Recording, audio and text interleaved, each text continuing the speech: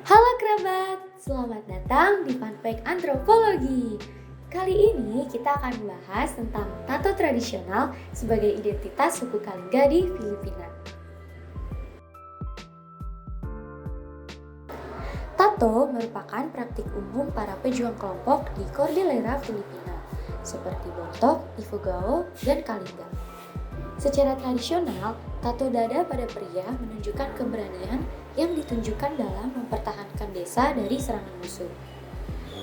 Tato dalam suku Kalinga menunjukkan status sosial yang tinggi dari kelas prajurit dan menandai kekayaan serta prestise bagi pria dan wanita.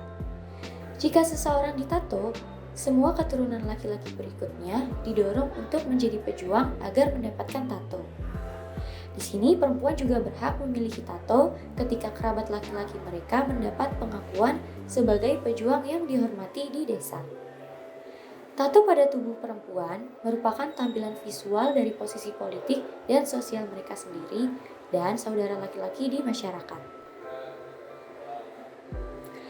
Ketika seorang prajurit ditato, anak-anak perempuannya dan sepupu perempuan pertama juga ditato untuk menandakan keanggotaan mereka dalam klan prajurit yang terkenal. Bagi banyak tetua, bertato lebih dihargai daripada harta benda fana, karena menurut mereka, hal itu adalah salah satunya yang benar-benar mereka miliki, bahkan dalam kematian dan akhirat. Di era kolonial Spanyol dan Amerika, tato menciptakan perbedaan antara berbagai kelompok orang terjajah, antara non-Kristen yang tidak beradab dan orang Kristen yang lebih beradab. Di bawah pemerintahan Amerika, penurunan tato dikaitkan dengan percepatan konferensi Kristen orang pegunungan. Rezim Amerika juga membawa stereotip budaya yang menganggap tato sebagai tanda rasa malu yang dikenakan oleh penjahat, orang yang tidak pantas, atau mereka yang telah jatuh dari kasih karunia sosial. Selain itu, muncul perbedaan antara dataran rendah dan dataran tinggi. Di dataran rendah dan kota-kota yang didominasi oleh budaya dataran rendah, tato khas mereka membuat Kalinga mudah diidentifikasi sebagai bagian dari kelompok dataran tinggi yang terpinggirkan.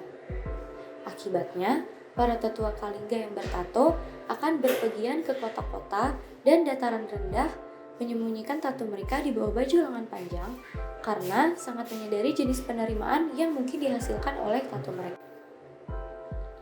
Karena intervensi oleh negara kolonial, praktik tato tradisional mulai berkurang namun tidak hilang.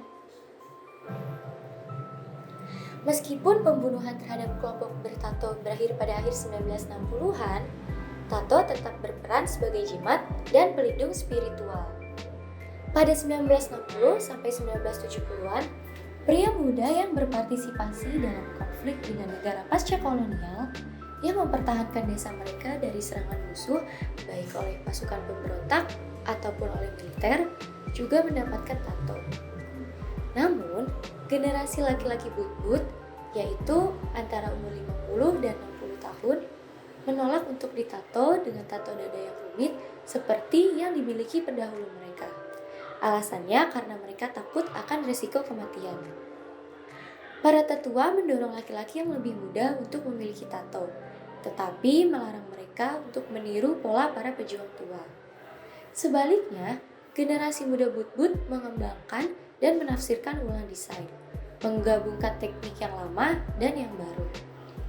Meskipun teknik dan makna sosialnya serupa, namun tanda, ukuran, dan lokasi tato bervariasi untuk menyembunyikan gagasan sebagai pembunuh musuh atau tato dianggap sebagai trofi suku. Wang Ut adalah seorang praktisi tato wanita berusia 90 tahun yang berasal dari desa Buskalan yang telah menguasai tato ketika ia berusia sekitar 20 tahun. Ketenarannya sebagai seniman bermula dari reputasinya sebagai praktisi tato dengan julukan tangan yang ringan.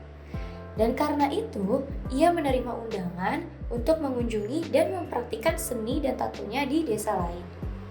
Secara tradisional, tinta dibuat menggunakan bubuk arang yang digores dari bawah pot tanah liat. Ketika Wang Ut memilih untuk menggunakan tinta tato tradisional dari arang, Ia menggores lapisan pertama jelaga dari bagian bawah panci aluminium yang digunakan untuk memasak sehari-hari. Bubuk arang berwarna gelap ditaruh di dalam setengah tempurung kelapa dan dituang sekitar 50 ml air. Campuran tersebut kemudian diaduk hingga kekentalan yang diinginkan menggunakan irisan manisan. Meskipun begitu, ia terkadang menggunakan tinta dari pena atau tinta India botolan. Di Butbut dan desa-desa Kalingga di dekatnya, secara historis ada dua jenis praktisi tato. Yang pertama adalah seorang tatois residen yang menato orang-orang di komunitas. Dan yang kedua adalah ahli tato keliling yang akan mengunjungi desa-desa lain untuk membuat tato dengan biaya tertentu. Pada akhir Perang Dunia Kedua, Wang Ut telah menjadi penduduk sekaligus praktisi tato keliling. Kerajinannya membawanya ke desa-desa lain di Tinglayan, seperti Desa Sumadel, Lubo, Dakalan, Lubuwagan, Pasil Betawagan, Saklit, Bontok, hingga ke selatan ke Provinsi Benguet untuk menato ratusan pria dan wanita muda. Popularitas tato semakin meningkat pada tahun 1960 sampai 1980-an. Selama periode itu, desain tradisional para tetua direvisi dan diubah dengan berbagai cara oleh generasi muda Kalingga yang mencari jasa Wang Ut. Tato yang mereka peroleh menggabungkan pola geometris tradisional Wang Ut dan desain figuratif yang disukai oleh generasi muda Butbut saat itu. Desain-desain yang muncul tersebut merupakan reekspresi modern dan reinterpretasi bentuk-bentuk tradisional yang menciptakan makna baru dan memiliki pengaruh estetik yang berbeda. Sejak tahun 2000, tato tradisional yang dibuat oleh Wang Ut telah digunakan oleh berbagai individu dari latar belakang sosial yang berbeda. Hal tersebut sebagai penanda identitas mereka. Banyak dari pelanggannya sekarang adalah turis di seluruh dunia. Popularitas baru dari tato tradisional telah dikembangkan dalam hubungan yang erat dengan pariwisata.